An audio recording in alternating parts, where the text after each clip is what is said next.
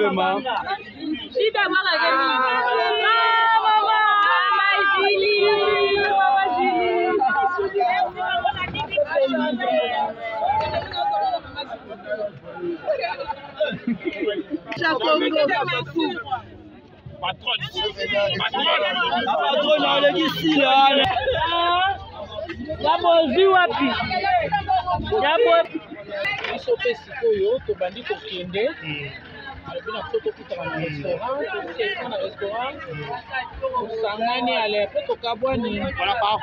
contre, ma mauvaise interprétation, la bateau qui m'attend à des missions, il n'a qu'à la compliquer. Le bateau m'a dit, Bazala qui va t'amener barbare. Pourquoi Bazala qui a une mission à y se poser sa machine? Donc, faut Bazala. Faut parler de l'oba, au film, au critiquer, au même ambition à complice. On va pas les champs à la caravane. Oui, bien. Il faut pas ça, on peut pas oublier. Mais on a besoin de fraîchement. Fraîchement d'awana. Chica.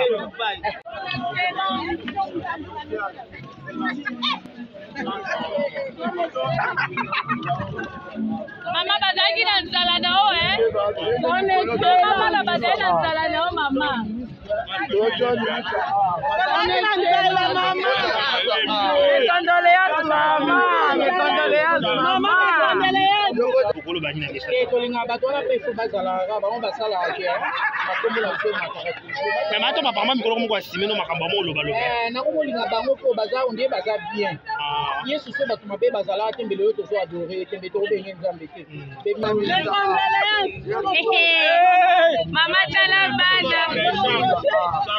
Charge à Congo.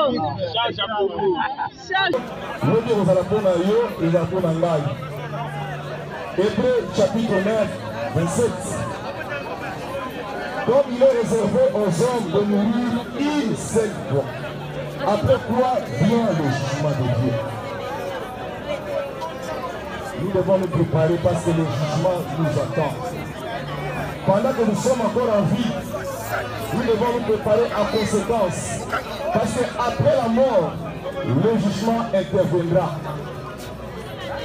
Bien-aimés, que se préparer tant que vous êtes paiement, tant que vous en avez mort, tant que vous êtes tambola, tant que vous êtes lié à toi, dans votre niveau aux alliés. Voilà pourquoi nous devons nous préparer en conséquence avant d'affronter la mort. Nous serons en face de notre Créateur. À retourner la question, Nini yo salaki na pema onga na pesa kio. Tu vas rendre compte à Dieu par rapport à parcours na yo terrestre.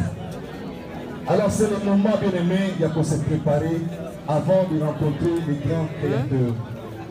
La meilleure façon de se préparer, c'est de recevoir Jésus-Christ comme étant Seigneur et Sauveur.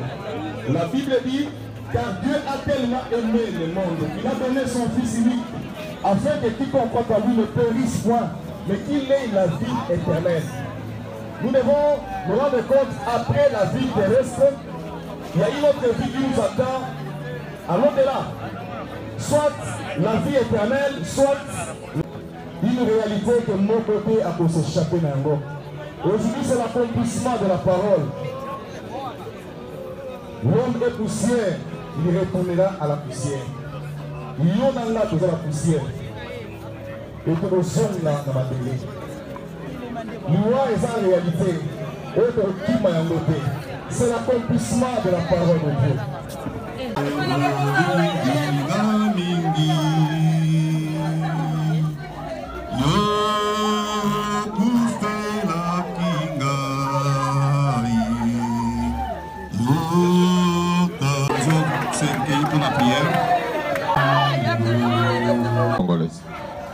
Nous allons donc commencer par une brève prière et exhortation. Tout de suite après viendra le témoignage 1 de la famille et 2 de la police nationale congolaise, ce service qu'il a employé pendant toute sa vie.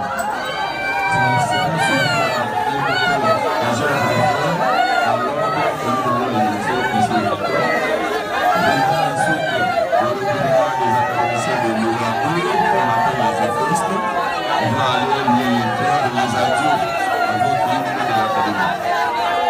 Nous représenterons les raisons funèbres à enfer et nous quitterons ce lieu pour la nécrologie qui peut Métropole 2. Et là, nous retrouverons pour le temps de consommation pour l'année à Paris, la salle à Paris, à l'université de Paris. Je vous remercie et tout de suite, je passe sur le pasteur pour venir créer une exhortation du public. Est-ce que vous pouvez dire que nous sommes dans la classe, si nous avons les amis?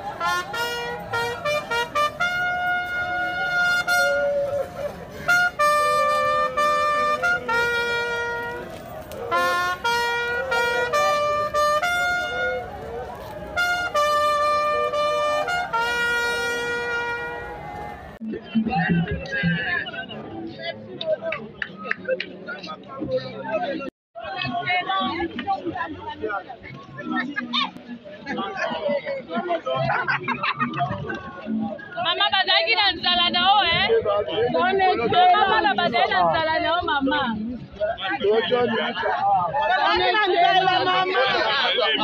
Condoléances mama, condoléances mama. Mama tala bada. Charge à Congo. Charge à Congo. Patronne avec ici là. Yabo zi wapi? Yabo bazi wapi? Poutine. Poutine. Poutine.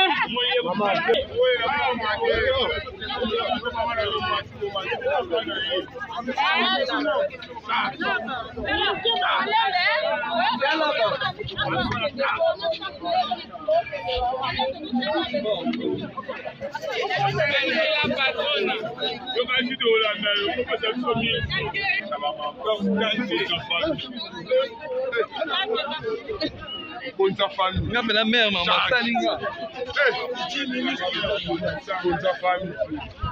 Mais on est là, on a pas de choses là, on est là. Change.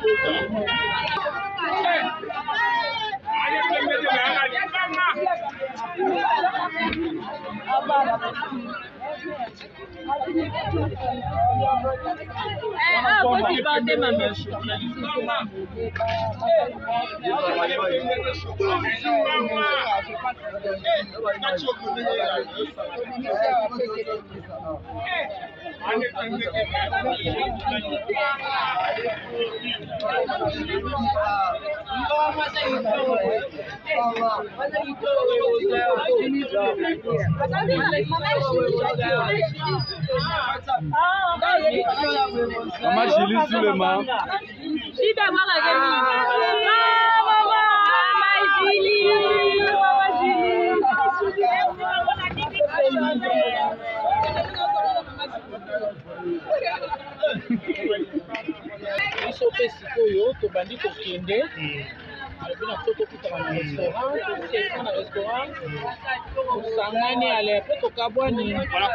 Par contre, on a une mauvaise interprétation. On a bateau qui m'attend à te au gros bani na message. Mais maintenant, apparemment, micro comme quoi si nous makamba mo loba loba. Na ko linga bango ko baza on dit baza bien. Yesu so bato mabe bazala tembele yo to so adorer tembele to be nzambe te. Be mission na e linga te zala compliqué. Ko bato mabe bazala ki baza biloba loba barba. Ko bazala ki on a mission ya Yesu ko sa maki. Donc faut bazala. Ko ba on le ba o loba, ba o finga, ba o critiquer, ba o mema biso na complice. Ndio ba les champs la caravane. Oui bien. Donc faut bazala, ba on peut faut ba o mela. Mais on a besoin de fraîchement. Fraîchement zawana. Chica. À la prompte. Je vous aime bien. Merci maman.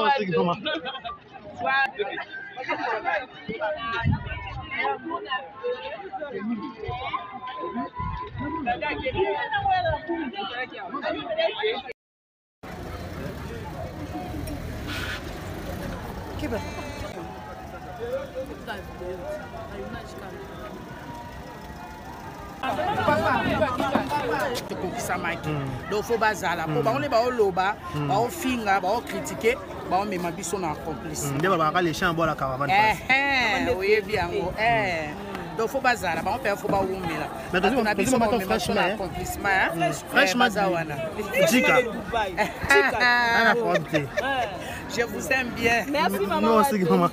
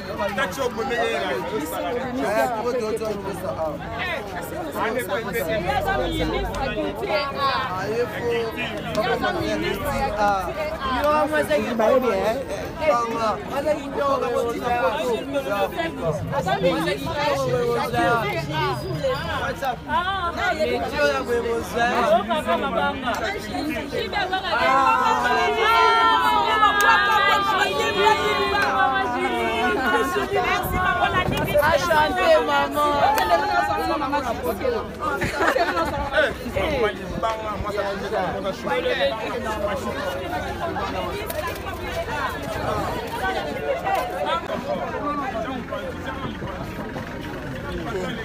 Allez, Kara, que nous.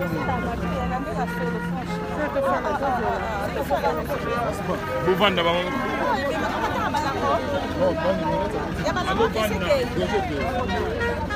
Charge à l'Iboka.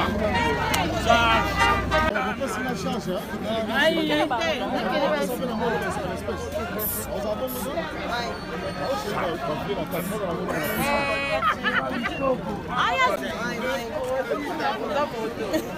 Bonne ta famille. La mère, maman. Charge. Bonne ta famille. Mais on a gagné, on a des machins. Charge. Charge. Bon, c'est bon? C'est bon, c'est bon, c'est bon. C'est bon? C'est bon, bon, tu vas essayer. Ok, bon, c'est bon,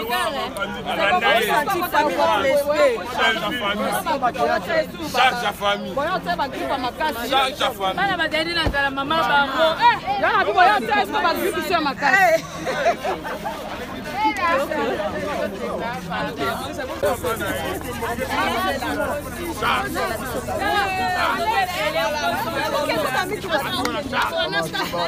Toque de baba.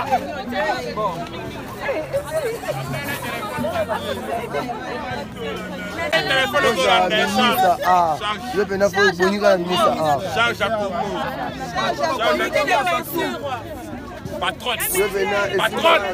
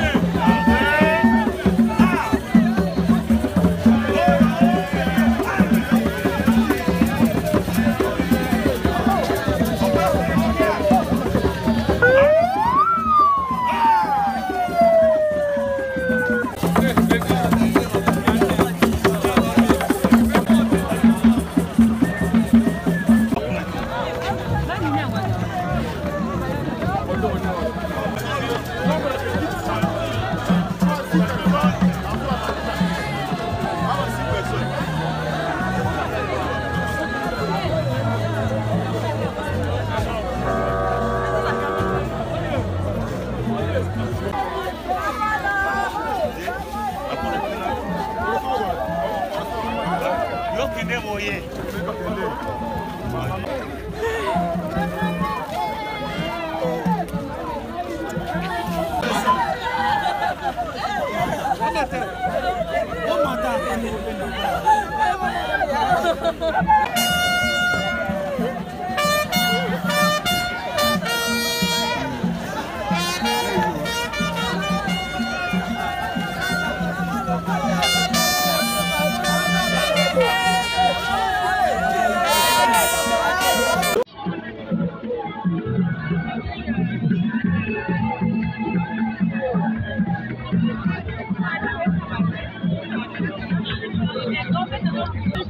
Thank you.